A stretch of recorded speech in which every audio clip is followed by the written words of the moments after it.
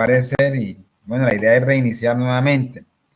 Entonces, si no estoy mal con ustedes, nosotros para en lo que tiene que ver con los métodos de diseño, pero voy a grabarla, con los métodos de diseño de pavimentos flexibles, hemos...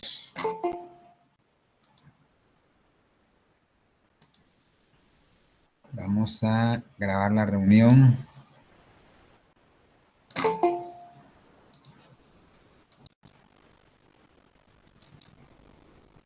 Vamos a grabar la reunión. Pues sí, entonces nosotros hemos visto totalmente, si no estoy mal, los métodos de diseño del Instituto del Asfalto y el método de diseño del ASTO. Les pregunto, ¿habíamos tocado el método de Ashel o aún no?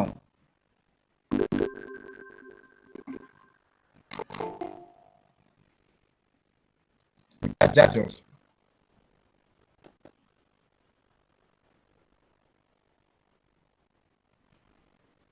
Bueno.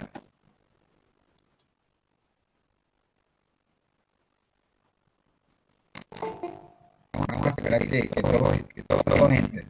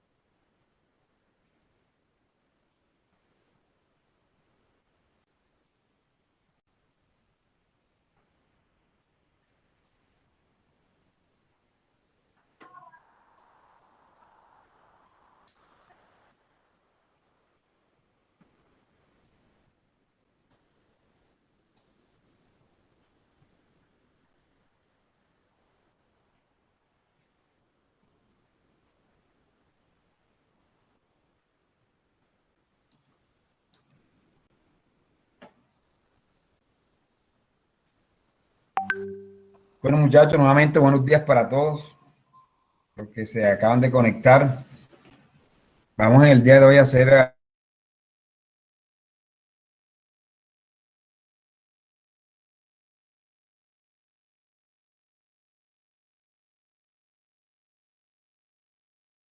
de diseño para pavimentos flexibles, específicamente el método del Instituto del Asfalto y el método del ASTO.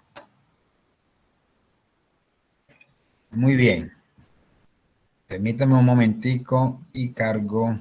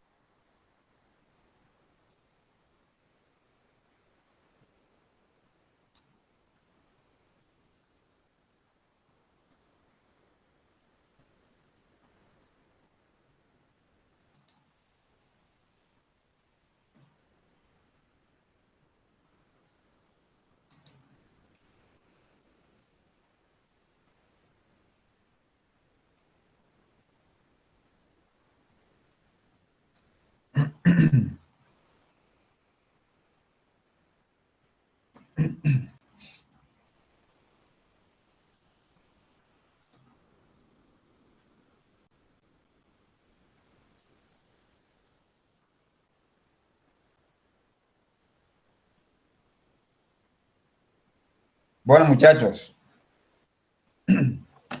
les pregunto, estoy compartiendo pantalla con la presentación.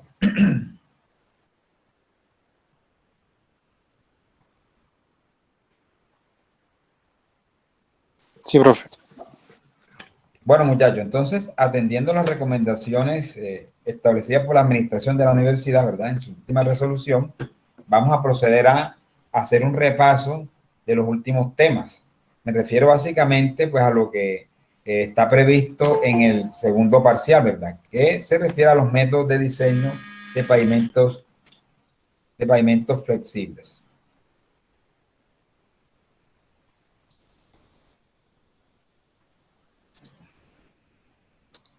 Bueno, entonces vamos a comenzar por el método del Instituto Norteamericano del Asfalto.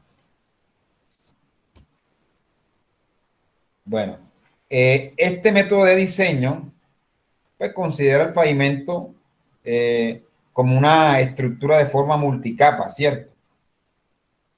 Y se considera que es un sistema elástico y en él se emplean conceptos teóricos y experimentales. Para poner en práctica esta metodología, el Instituto del Asfalto nos facilita una serie de gráficas a través de los cuales podemos determinar de forma relativamente sencilla la combinación de espesores de las capas que conformarían la estructura de nuestro pavimento. Estos métodos de diseño para fines de la determinación de los espesores toman en consideración dos tipos distintas de fallas que se podrían presentar en la estructura, ¿verdad? Y hablamos entonces de que dentro de la metodología se verifica o se chequean lo que tiene que ver con las fallas de las capas asfálticas y ellos revisan dentro de sus algoritmos de que, dada la combinación de espesores, se chequee que la deformación unitaria de tracción en la fibra inferior de las capas asfálticas no supere un valor admisible. De igual manera, el segundo criterio de falla que utilizan se relaciona con la falla que se podría generar sobre la subrasante. Para tal fin, el método internamente chequea de que la deformación unitaria vertical sobre la subrasante, dada la combinación de espesores, no supere un valor admisible también. La idea es que se deben cumplir de forma simultánea estos dos criterios. Como ya yo les decía, pues, en meses anteriores podríamos decir, cuando hacíamos alusión a estos métodos, es que a través de esta metodología podemos determinar combinación de espesores, pero no es posible determinar esos valores de deformación unitaria o de esfuerzos en estos puntos característicos, es decir, en la fibra inferior de las capas asfálticas y sobre la subrasante. Estos valores no los vamos a determinar o no se pueden determinar a través de este método. Ellos internamente hacen esa operación y simplemente lo que nos facilitan es una serie de gráficos en donde podemos determinar combinación de espesores de materiales que se suponen satisfacen esos dos criterios de falla. De acuerdo con esta metodología, es posible de que se deba emplear asfalto sólido o cemento asfáltico para todo el espesor o para parte de la estructura. Considera también la utilización, además de las capas de concreto asfáltico, capas estabilizadas con emulsión asfálticas y capas granulares como bases y subbases granulares. Es posible establecer una combinación distinta de todos estos materiales. En todo caso, en la capa superior se debe garantizar una adecuada superficie de rodadura que brinde comodidad y durabilidad durante la vida de servicio. En este caso, estamos mostrando aquí, en este esquema, cómo sería la estructura de un pavimento flexible en el cual todas las capas estén conformadas por mezclas asfálticas. Es lo que normalmente se denomina dentro de la metodología espesor pleno en mezcla asfáltica o concreto asfáltico, en donde la capa superior corresponde a la capa de rodadura y las intermedias o intermedia corresponde a la base asfáltica.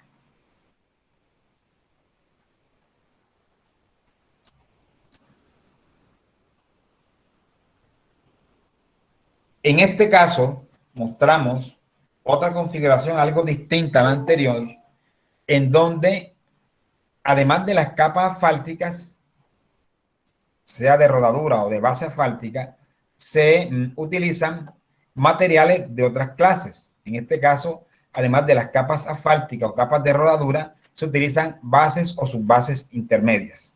Permítanme para darle acceso a un compañero aquí. Muy bien. Para el primer caso, estaremos entonces en presencia de una estructura en la cual contamos con una capa asfáltica como capa de rodadura apoyada sobre una base granular y esta a su vez sobre la subrasante. Y en el segundo caso, digamos que una estructura un poco más elaborada, podríamos decir como una especie de estructura asfáltica, una estructura tradicional de pavimento flexible, en el cual tenemos capas asfálticas en la parte superior, que sirve como capa de rodadura, una capa inferior, por la cual se apoya la capa asfáltica, que sería la base granular, y una capa intermedia entre la base y la subrasante, llamada subbase granular. Cabe señalar que en estos paquetes estructurales se consideran capas de la estructura del pavimento todas aquellas capas que estén apoyadas encima de la subrasante. Para este caso, hablamos de las capas asfálticas y de la base, en este primer esquema, y en este caso, la capa asfáltica, la base granular y subbase granular.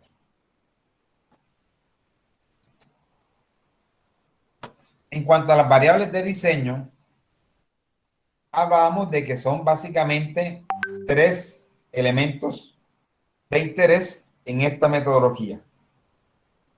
Hablamos de el tránsito, de los suelos de subrasante y de los materiales para la construcción de la estructura. En lo que respecta al tránsito, pues ya hemos manejado a lo largo del curso este concepto y se expresa en términos del número de ejes estándar equivalente. Eso ya es una cosa que hemos reiterado durante muchas ocasiones. Decimos que el tránsito de diseño no es el número de vehículos comerciales, no es el tránsito promedio diario. Debemos estimar el número esperado de ejes estándar equivalentes en el carril de diseño durante el periodo de diseño. Ese es el tránsito de diseño, que se puede determinar a partir de una expresión como esta. Y no es la única manera de hacerlo. Se utiliza esta expresión cuando contamos con los elementos necesarios, con los factores necesarios para poder aplicar dicha ecuación. Entonces, en este caso tenemos datos relacionados con el tránsito por medio diario inicial esperado en ese pavimento, el porcentaje de vehículos comerciales del aforo, el porcentaje de vehículos comerciales en el carril de diseño, el cual está en función del número de carriles y de si la vía es unidireccional o bidireccional. Existe una tablita aquí que me guía para estimar cuál es el porcentaje de vehículos comerciales en el carril de diseño. Si tenemos una vía de 2 carriles bidireccional, típica de nuestras carreteras nuestras carreteras de una calzada. Por ejemplo, había Tolú Viejo Tolú, Corozal Los Palmitos, San Pues Chinú. Son carreteras conformadas por una única calzada y con dos carriles. En este caso, son vías bidireccionales. Significa que hay un carril en cada dirección. En esos casos, entonces, aplica la primera recomendación o el primer valor establecido en esta tablita. 50, es lo que llamamos 50-50. Si tenemos cuatro carriles, dos en cada dirección, como por ejemplo Sincelejo Corozal, o Sincelejo San Pues, o Sincelejo Tolú Viejo, podríamos utilizar el carril de diseño el 45% del tránsito promedio diario en las dos direcciones, ¿cierto? Y si son 6 o más carriles, 3 en cada dirección, hablamos del 40%. Decimos que utilizamos estos números siempre y cuando no existan datos específicos y confiables relacionados con la vía que estamos trabajando, en donde se indique que el tránsito se reparte de forma distinta. Si tenemos un estudio de tránsito en donde se pueda demostrar que tenemos números distintos a los mostrados aquí, pues utilizamos los números propios. Si no hay seguridad de ello, podemos utilizar estos valores.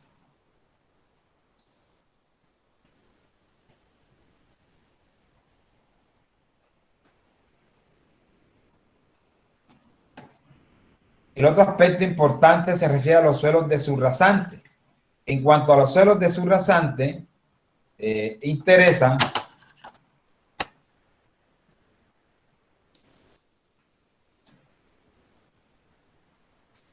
conocer el módulo resiliente. Y este módulo resiliente, normalmente en Colombia y en muchos países, no se obtiene de forma directa a través del ensayo correspondiente, sino que se estima en función de otros ensayos menos costosos y más fáciles de realizar. Y hablamos entonces del ensayo de CBR, que es el que normalmente utilizamos como referencia para estimar el valor de módulo resiliente. En este caso estamos mostrando aquí una de las ecuaciones más usadas, no es la única, pero es una de las más utilizadas para estimar el valor de módulo resiliente en función del CBR. En este caso, cuando decimos que ese módulo resiliente es igual a 100 por el CBR, ese módulo resiliente lo estaríamos obteniendo en kilogramos por centímetro cuadrado. Ahora, teniendo en cuenta que para la determinación del CBR de la subrasante se requiere hacer un estudio geotécnico, el método, para este método en particular, ellos recomiendan de que se obtenga un valor representativo de ese CBR para cada unidad de diseño en función de un valor de percentil que a su vez va a estar en función del nivel de tránsito. Para fines de esta metodología y solo para esta metodología, ellos establecen 3 niveles de tránsito, nivel bajo, medio y alto, en función del número de ejes estándar equivalentes esperados en el carril de diseño. Para este método del Instituto del Asfalto, si se esperan menos de 10.000 repeticiones, se dice que el tránsito es bajo y el percentil a utilizar es el 60. Si el tránsito es intermedio, para este método intermedio que esté entre 10.000 y 1.000.000 de repeticiones, en este caso trabajamos con el percentil 75. Y si tenemos más de 1.000.000 de repeticiones, para el método es tener en este caso un tránsito alto o intenso, y entonces recomienda un percentil de 87.5. Este percentil cada vez más creciente, lo que nos va a generar normalmente es un valor de CBR cada vez menor. Es decir, hay mayor, digamos, una confiabilidad mayor, o se da un nivel de confianza mayor en su determinación. Por lo tanto, ese percentil, al ser mayor, cada vez mayor, lo que me va a generar es un CBR menor. El CBR generado va a ser menor al usted aumentar ese percentil. Va a generar un CBR menor y de esa manera vamos a mejorar nuestra confiabilidad en el diseño. Entonces, esa es la manera como se determina el CBR de diseño. Ahora, ¿por qué tiene que hacerse esto? Porque hay que entender que para que sea representativo ese valor, la idea es que a lo largo de la unidad de diseño se tengan que realizar varios apliques y en cada aplique obtener un valor de CBR correspondientes. Y lo que uno espera en general es que esos valores sean distintos entre sí, ¿verdad? Por las mismas variaciones que se esperan en los suelos, ¿verdad? En las condiciones, en los tipos de suelo. Y entonces, teniendo en cuenta que son valores distintos entre sí, el método lo que hace es poder estimar un valor representativo que nos dé cierta confiabilidad. Y para ello utiliza los percentiles. Ya la forma de determinar esos percentiles, pues ya nosotros lo habíamos trabajado inclusive en los capítulos anteriores que corresponden al primer parcial, ¿cierto? Bueno, en cuanto a los materiales, que sería el tercer aspecto a considerar, el método considera la utilización básicamente de los tipos de materiales indicados en esta diapositiva. Si vamos de arriba hacia abajo, en lo que respecta a la rodadura,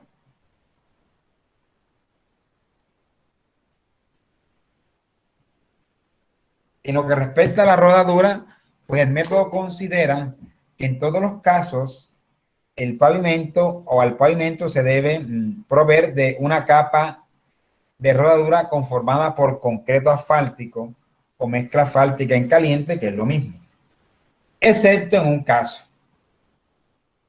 Y esa excepción se refiere a la utilización de un tratamiento superficial en aquellos casos en que el pavimento esté sometido a bajos niveles de esfuerzo. En lo que respecta a las bases, el método considera tres materiales distintos que se pudieran utilizar. Concreto asfáltico, que sería el caso en el cual se utilice un espesor pleno en concreto asfáltico, ¿verdad? O bases estabilizadas con emulsión asfálticas o bases granulares. Y cuando el método habla de bases granulares, es un poco genérico ese nombre, incluye no solamente las bases propiamente dichas, las bases granulares propiamente dichas, sino también las subbases granulares. Alguien me está solicitando acceso. Muy bien. En lo que respecta a las bases estabilizadas con emulsión, el método considera tres tipos. 1, tipo 2 y tipo 3. Siendo las tipo 1 las de mejor característica, las de mejor calidad, construidas con agregados gruesos triturados, ¿verdad? La parte gruesa triturado, degradación densa. Estas bases estabilizadas con emulsión tipo 1 son muy parecidas a los concretos asfálticos. En todo caso, pues la calidad es inferior, pero es la que más se parece a un concreto asfáltico.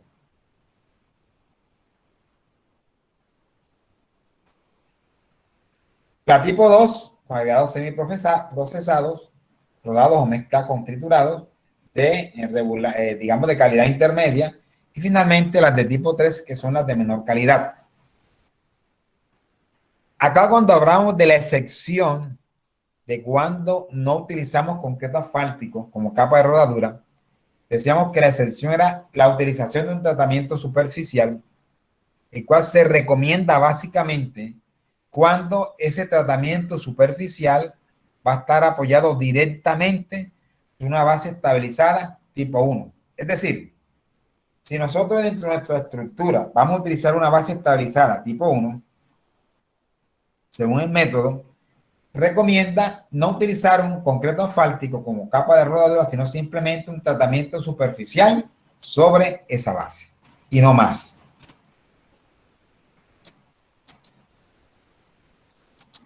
Bien, eso pues como los conceptos básicos del método, ¿verdad? Y qué tipo de materiales y qué tipo de variables se utilizan.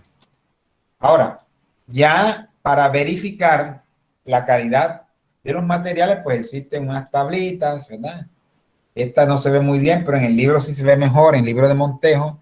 Y aquí simplemente muestran cuáles son las características que deben cumplir los agregados, ¿verdad? Que pretendan ser utilizados para bases estabilizadas con emulsión tipo 1, tipo 2 o tipo 3.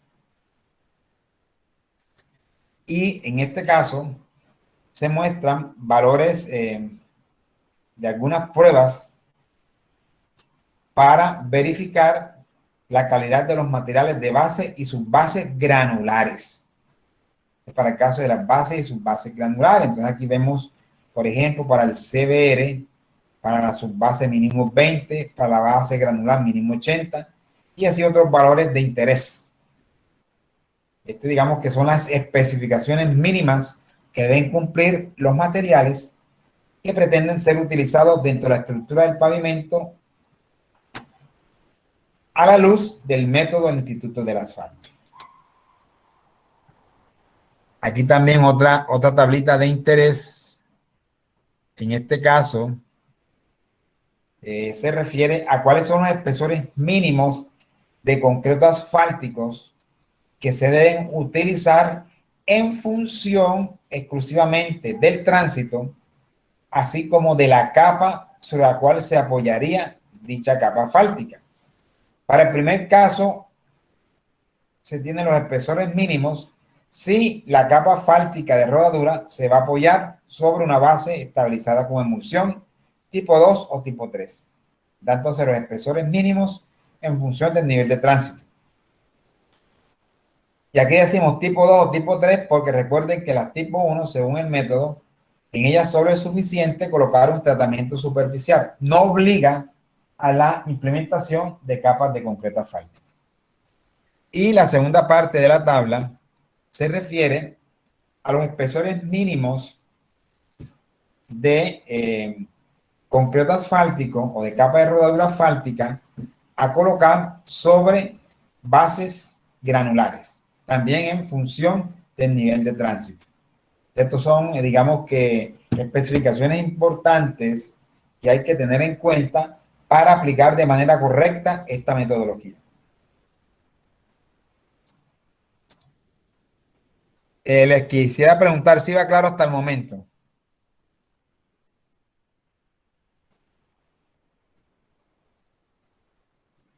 ¿Tienen alguna inquietud, muchachos?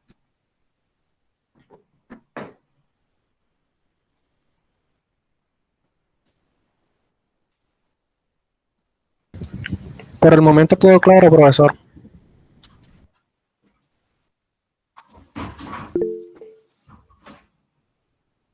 Bueno, muy bien. Aquí simplemente lo que estamos haciendo es un repaso de lo que hemos visto, digamos que en el capítulo que va para la segunda evaluación, porque pues ya lo del primero sí hace rato se vio y ya se supone que eso ya fue material visto, ¿no? Bien.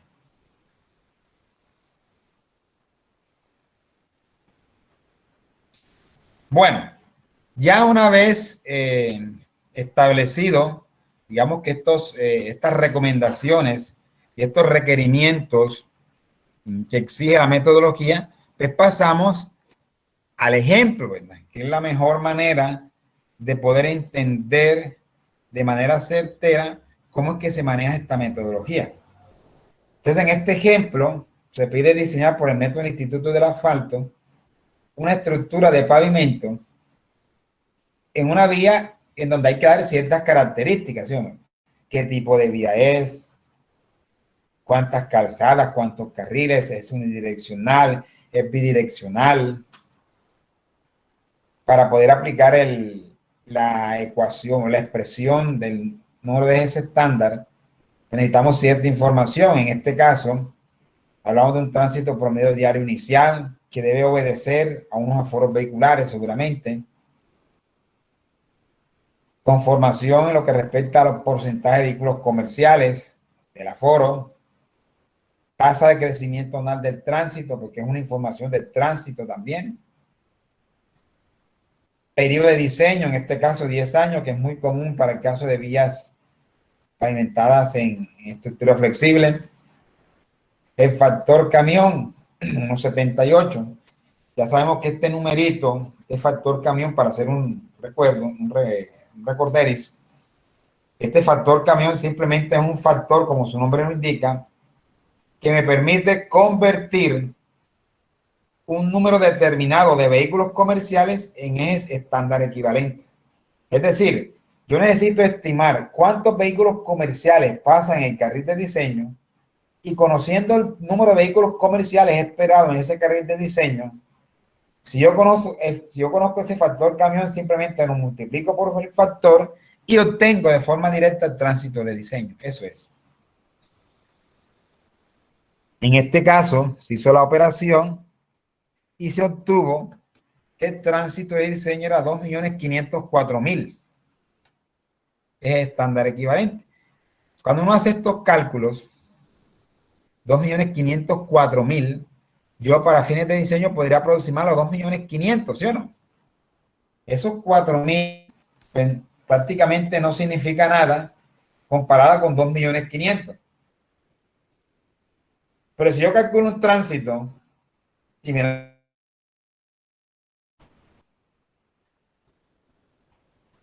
14.000, mal haría yo decir, bueno, no son 14.000, vamos a aproximarlo a 10.000.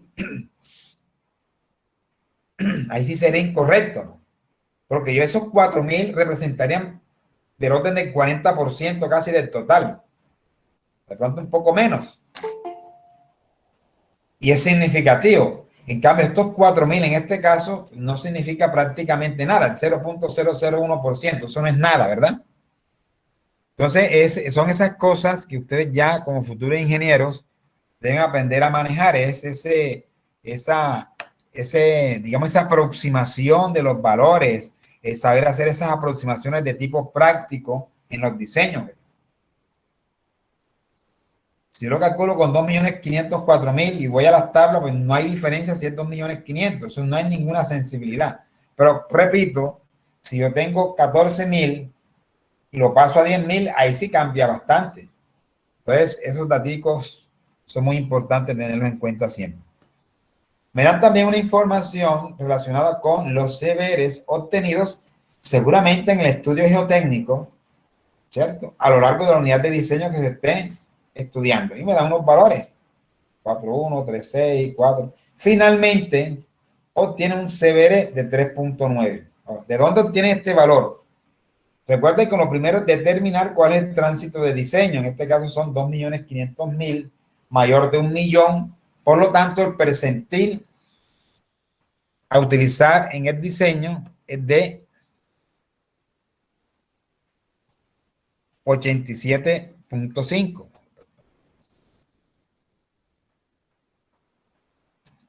Aquí está, ¿verdad? Más de 1.000.000, 87.5. Seguramente se ordenaron los valores, se hizo toda la metodología y al final se generó una curva, se entró con el percentil 87.5, se cortó y se obtuvo que 3.9. Y aplicando la expresión de que modo resiliente es 100 por el CBR, se obtuvo que este 100 por 3.9 era 390 kilogramos centímetros cuadrados y sería el valor de diseño. Y entonces comenzamos el tema del diseño. Más o menos de forma cronológica, los pasos serían: primero, uno trata de estimar el tránsito de diseño. Después, determina el modo resiliente en función del CBR, a través de un percentil determinado, el cual va a estar en función del tránsito de diseño, ya lo hemos hecho. Y finalmente, ahorita vamos a ver, a través de las gráficas que me ofrece el método, cuál es la combinación de espesores adecuadas en función de esos parámetros de entrada. Entonces comenzamos en esta parte y este gráfico, todas pues tienen esta misma configuración, estas gráficas del Instituto del Asfalto. Y en este caso, tenemos entonces el diagrama de diseño para espesor pleno en concreto asfáltico, que esa podría ser la primera alternativa, ¿verdad? De lo que hacemos es entrar con el nivel de tránsito, en este caso es 2,5 millones. Vamos acá. Entramos con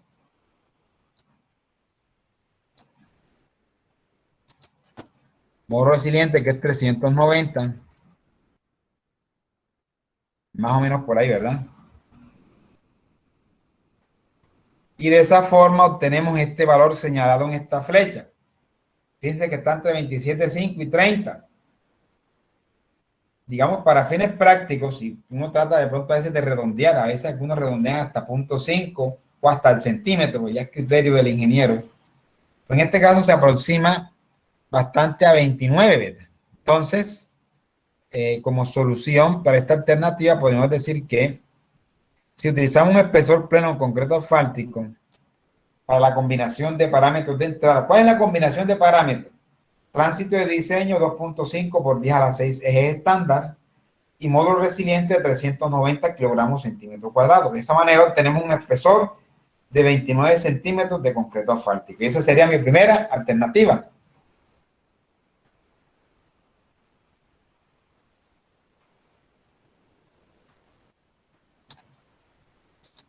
Luego, seguimos con otra alternativa y vamos a escoger una base con emulsión tipo 1 a ver qué pasa.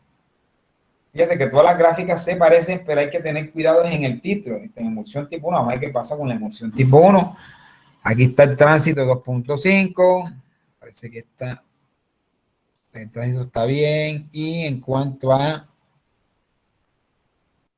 Sí, estaba bien también. Exactamente, aquí estamos señalando también ese tránsito, ese modo resiliente, y fíjense donde está la flechita, entre 27,5 y 30, pues prácticamente 29 también. Te podríamos decir que la alternativa 2, en ella se requiere una base estabilizada con emulsión de tipo 1, de 29 centímetros. Y como tenemos esta base, el método me dice, mire, sobre esa base no coloque concreto asfáltico, sino un tratamiento superficial. Entonces eso es lo que estamos haciendo aquí, ¿ya? Y continuamos. Otra alternativa, tercera. Vamos a ver qué pasa si la base estabilizada es tipo 2. Entonces, si es tipo 2, entramos acá. En el tránsito de 2,5 millones. Vamos acá. ¿Sí? Vamos a modo resiliente. Hay que bajarlo un poquito.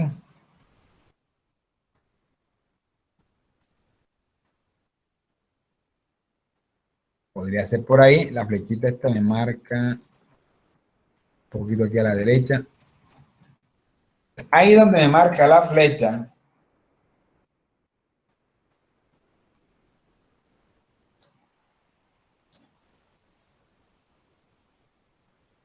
es que se cruzan las dos curvas. Esta la bajo un poquitico más aquí. Ahí.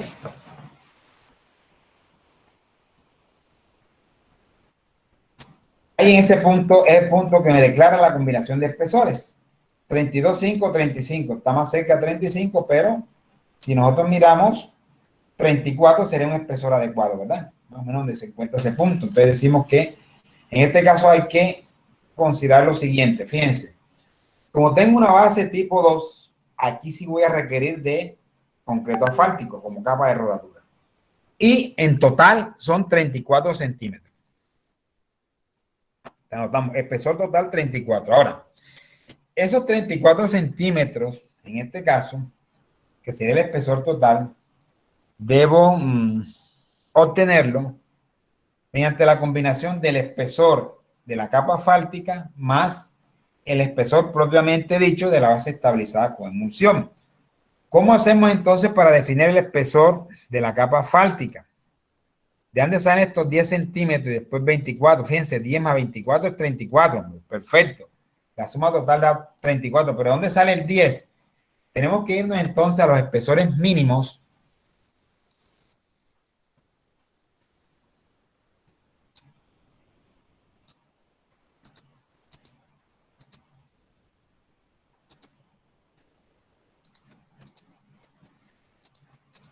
Que son estos.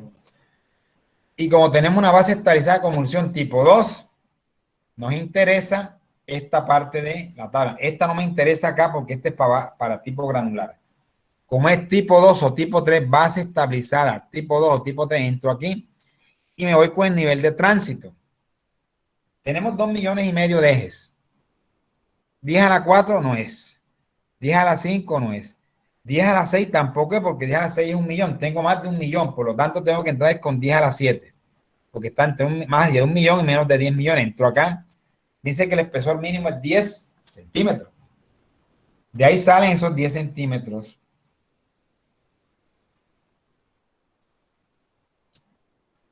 Que estamos señalando acá. Entonces, como coloco 10 centímetros de concreto asfáltico, la base será la diferencia del espesor total, que fue 34, menos 10. De ahí sale que necesitamos 10 centímetros de concreto asfáltico más 24 de base estabilizada tipo 2.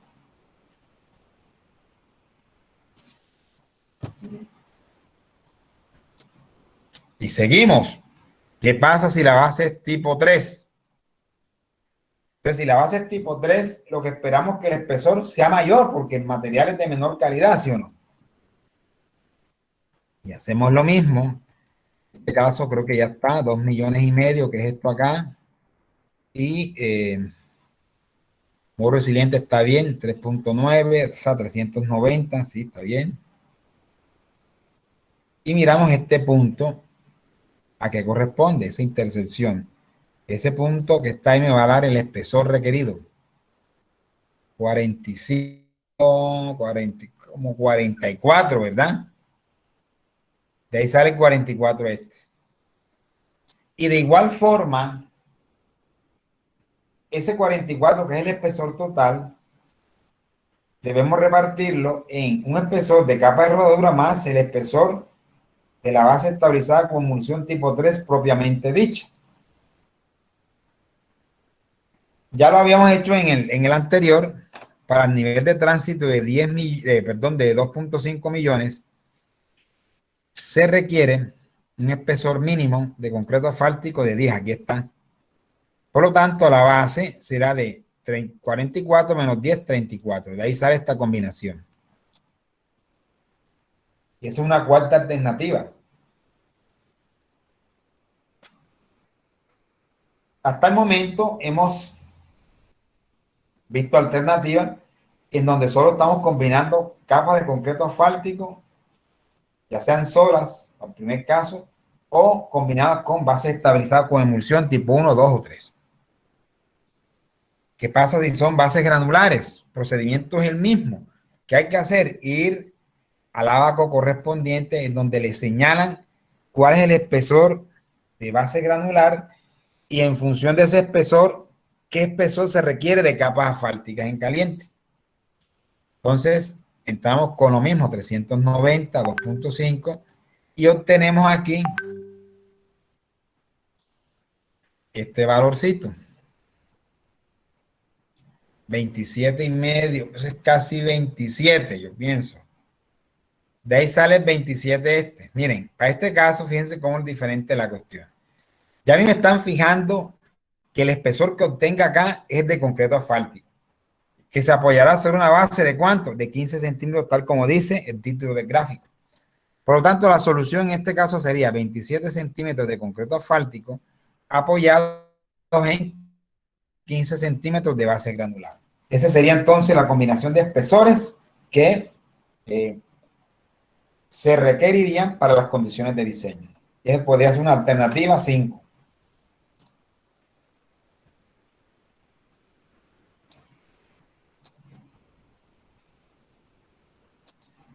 Y seguimos acá, alternativa 6. ¿Qué pasa si la base es una base granular, pero ya no de 15, sino de 30? Lo mismo, procedimientos idénticos. Vamos, entramos con módulo resiliente. Bueno, vamos un poquito más abajo. Estamos con el nivel de tránsito de 2.5 por 10 a la 6.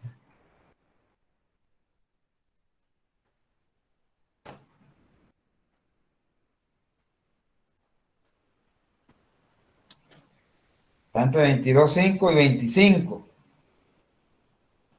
Como da un número todo raro, como da como 23.60, algo así tal vez, ¿verdad?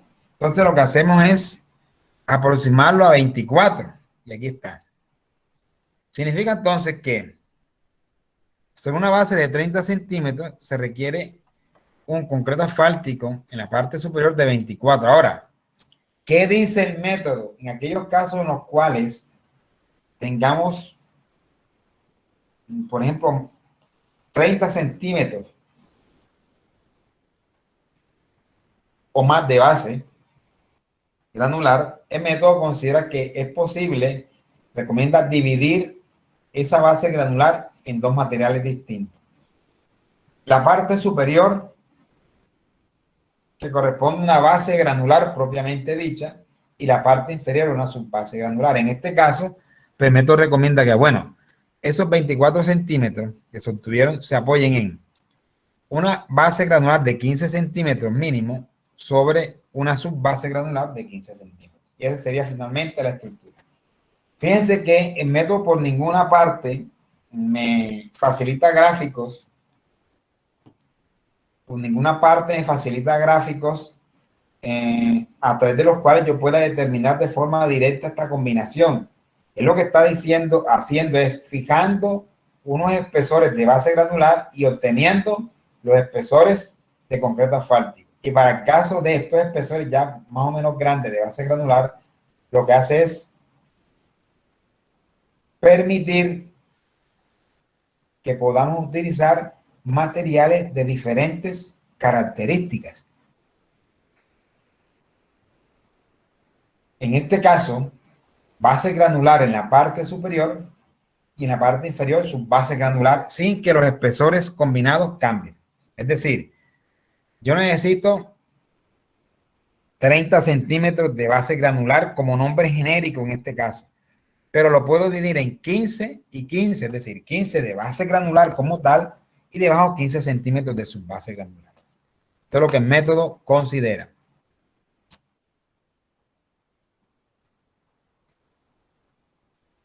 Aquí para 45, bueno, eso pueden hacerlo ustedes, eso no tiene mucho que hacer. Fíjense, uno entra acá, vamos aquí, a 390 más o menos, ¿sí? 2.5.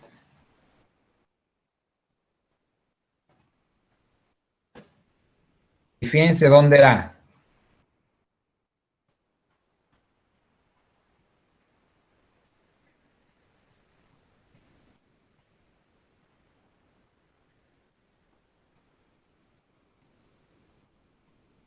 Da en 22.5 prácticamente. Se puede de 5 en 5 para el caso de las capas asfálticas. La solución aquí podría ser entonces 22.5 de concreto asfáltico sobre 45 centímetros de base granular, la cual se puede dividir en dos materiales distintos. Una parte superior, un determinado espesor en base granular y la parte inferior en subbase granular. Podrían ser, por ejemplo, 22.5 de concreto asfáltico sobre 20 centímetros de base granular sobre 25 centímetros de subbase granular. Eso podría ser una solución.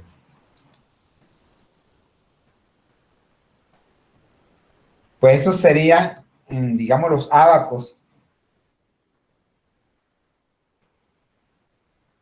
y el procedimiento utilizado para determinar combinación de espesores cuando estemos utilizando el método del Instituto del Asfalto. En su momento nosotros podíamos, yo les colocaba a ustedes que me siguieran o me obtuvieran una combinación de espesores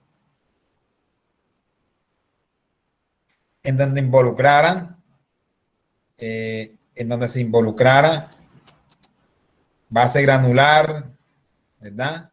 en donde se involucrara también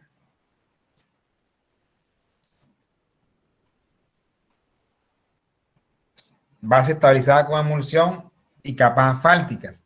En esos casos, por ejemplo, en este caso, diseñar un pavimento flexible por el método del Instituto de Asfalto que cuente con las siguientes capas. Capa asfáltica de rodadura, base estabilizada con emulsión tipo 2, base granular, subbase granular. El método por ninguna parte me facilita ábacos en donde yo pueda determinar directamente esa combinación de espesores. Sin embargo, es posible, haciendo ciertas consideraciones, poder determinar esta combinación de espesores. Y de esa manera entonces procedíamos, ya teniendo en cuenta las alternativas anteriores.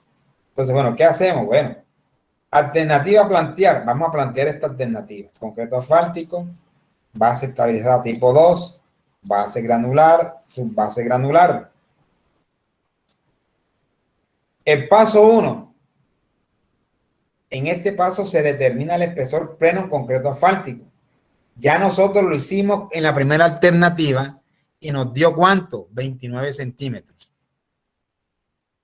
Ahora, una vez determinado ese espesor pleno en concreto asfáltico, me dice el método, bueno, de esos, toma como carpeta asfáltica los primeros 5 centímetros y el resto con una base en concreto asfáltico.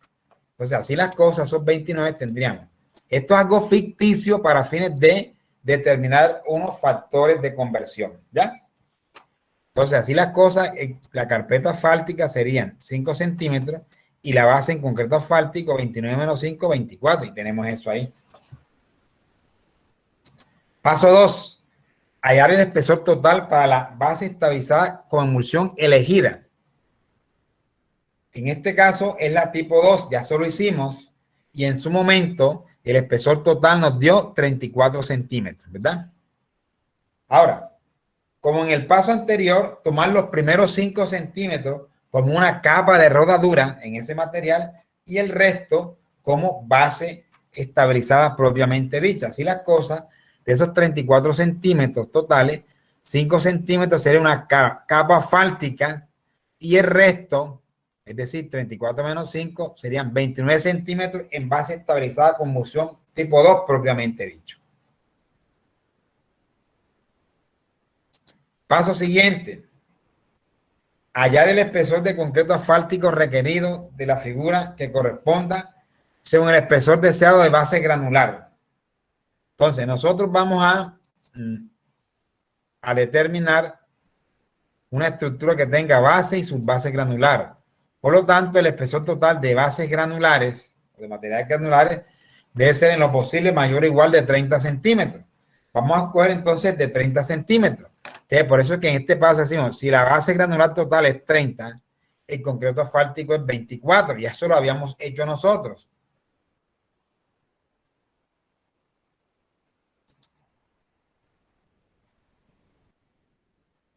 Aquí está, en la alternativa 6.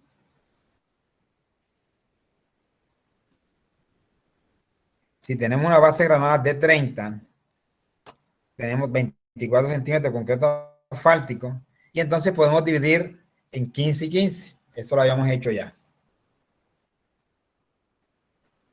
Por lo tanto, finalmente, la estructura resultante sería 24 centímetros de concreto asfáltico, más 15 centímetros de base granular, más 15 de subbase granular. Sin embargo, recuerden que debo añadir una capa intermedia en base asfáltica. Entonces, paso 4, hallar un factor de conversión FC al dividir el espesor de base estabilizada con emulsión del paso 2 entre el espesor de la base en concreto asfáltico del paso 1. En el paso 2 nos dio 29 centímetros, en el paso 1, 24, eso da 1,21. Y ese valor lo tenemos ahí. Paso siguiente. Del espesor de concreto contenido en el paso 3, obtenido en el paso 3, vamos a determinar la porción de base en concreto asfáltico que puede ser reemplazada por una base estabilizada tipo 2 o tipo 3, de acuerdo con la tabla de espesores mínimos. Entonces, de acuerdo con la tabla de espesores mínimos, yo deberé tener mínimo 10 centímetros de concreto asfáltico. Y el resto es lo que yo puedo reemplazar. ¿Y cuánto es el resto? Recuerden que necesitamos acá 24 centímetros de concreto asfáltico. ¿Qué quiere decir? Que de estos 24 centímetros de concreto asfáltico, yo voy a utilizar los primeros 10 centímetros de concreto asfáltico como tal y el resto como una base asfáltica. Entonces, en este caso, la base en concreto asfáltico sería de 14 centímetros. Y estos 14 centímetros de base en concreto asfáltico es lo que yo voy a convertir en base estabilizada tipo 2. ¿Qué tengo que hacer? Multiplicar este valor por el factor de conversión. Es el paso siguiente.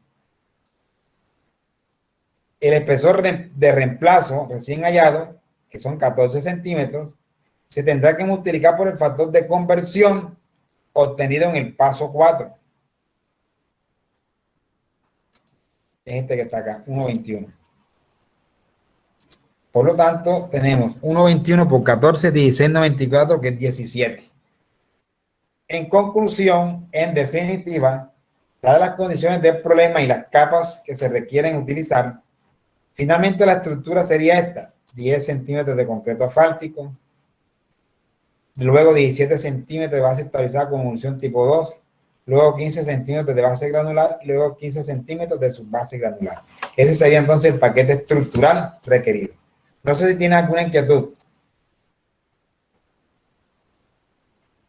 Cuéntenme.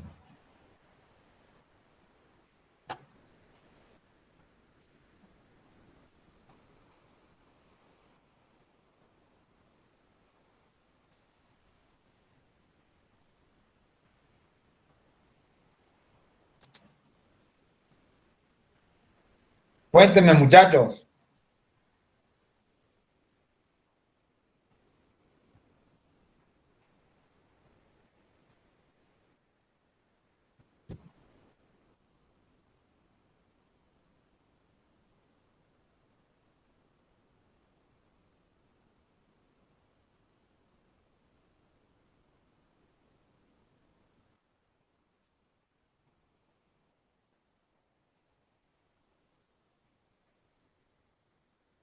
Alison Quiroga.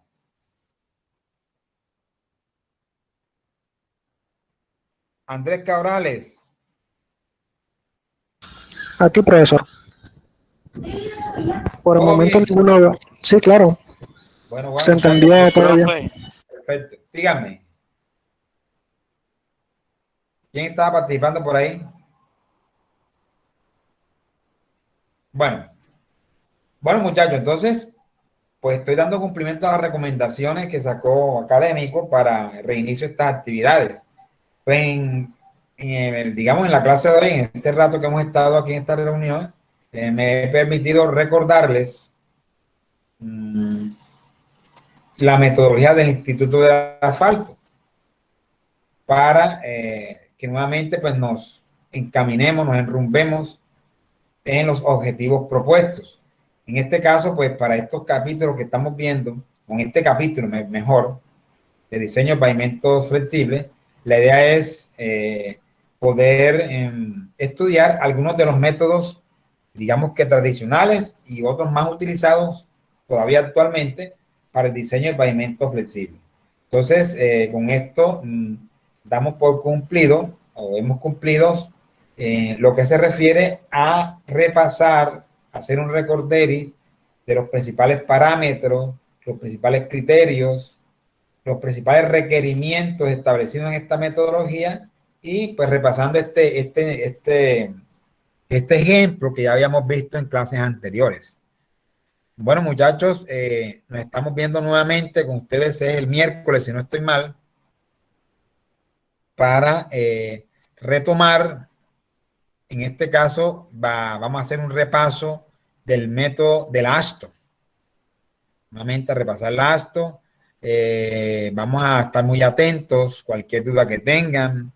Vayamos repasando nuevamente, muchachos, para irnos entrando nuevamente en actividad. para que pues nos rinda lo suficiente, teniendo en cuenta pues que ya tenemos una limitación de tiempo y la idea es tratar de administrarlo de la mejor manera. Afortunadamente para nuestro caso, pues nosotros habíamos hecho un avance bastante significativo del curso en el momento en que se suspendieron las actividades. Por lo tanto, pues con este ritmo vamos bien aún. Vamos a ser capaces de terminar a tiempo sin que tengamos que acelerar demasiado. Yo pienso que al paso que íbamos, vamos a terminar con éxito este curso. Muchachos, estamos entonces en contacto y nos estamos viendo entonces en la próxima clase. Cualquier inquietud que tengan, recuerden, me la hacen saber al grupo. Yo esta grabación de todas maneras pues se las pasaré, aunque esta clase ya ustedes la tienen, pero igual vamos a pasarlas para dar cumplimiento con las recomendaciones. Muchachos, que pasen feliz día. Muchas gracias por la atención. Listo, profe, muchas gracias. Feliz día a usted también. Ok, hasta luego. No, profe, feliz día.